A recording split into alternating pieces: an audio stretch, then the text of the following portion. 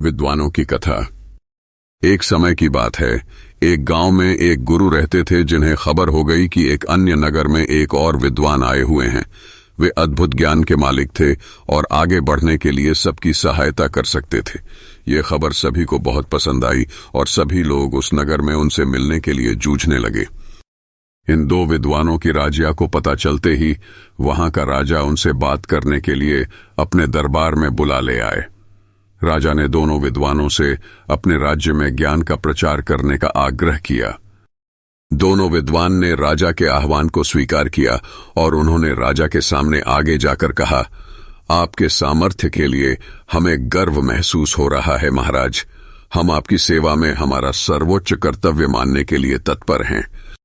राजा ने खुशी से भरे होठों से कहा, तुम्हारे सामान्य भाषा में जनता को समझाओ। पहले विद्वान मुस्कुराते हुए बोले, अच्छा महाराज, हम आपके राज्य के राजा और प्रजा के बीच बातचीत को सुगम बना सकते हैं। राजा ने आश्चर्यचकित होते हुए कहा, मुझे बिल्कुल आश्चर्य हो रहा है कि तुम कैसे कर सकते हो, ये तो मेरे लिए।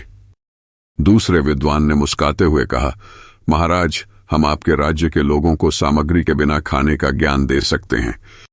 राजा ने बहुत ही आश्चर्यचकितता से कहा, मैं ये सचमुच मानने में सक्षम नहीं हूं। कृपया मुझे बताओ, तुम इस बात को कैसे संभव कर सकते हो? पहले विद्वान ने कहा, महाराज, हम विज्ञान का उपयोग करके एक ऐसा उपकरण बना सकते हैं जिससे हम राजा की मर्यादा के साथ बातचीत कर सकते हैं।